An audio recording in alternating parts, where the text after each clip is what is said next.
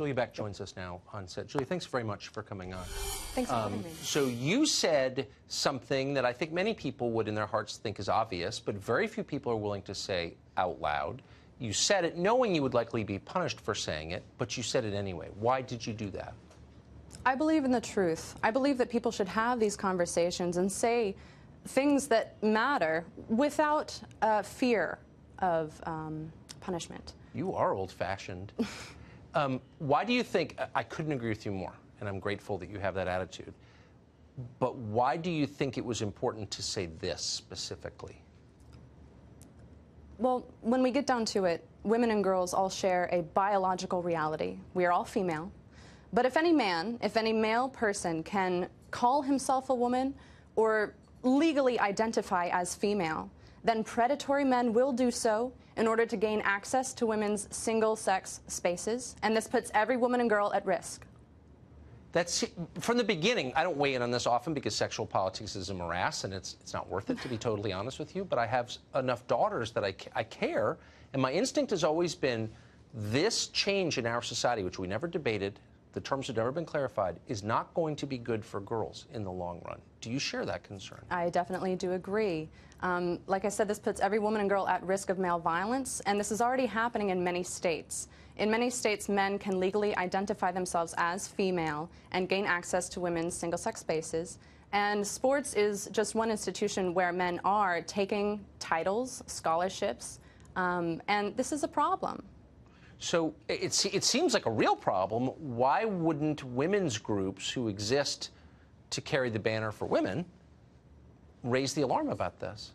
Women have been speaking out about this for decades, but we have been effectively silenced.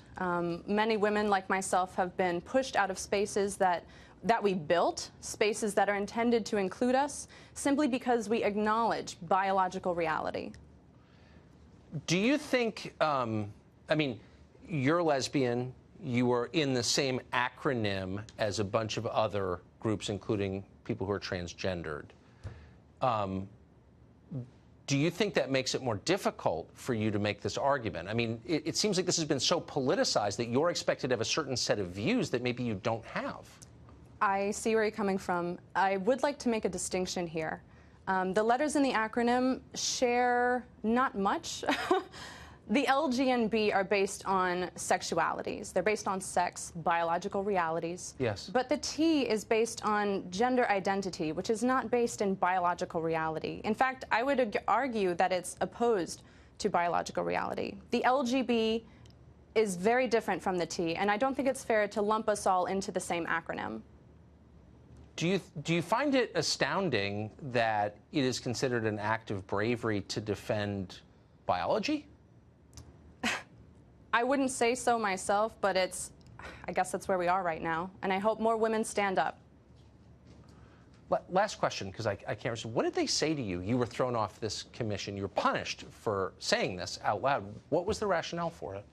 Frankly, there was no case made. My accuser said that they didn't have to make a case. One of the members of my committee argued that sex was a thing of the past. He said, frankly, science had progressed so far that sex was unimportant. I argued the opposite. Julia Beck, at a time like this, everyone thinks, so I would say what I really think, but most people are afraid to, and you're not. And I'm definitely standing in admiration of that. Thank you for that. Thank you for having me.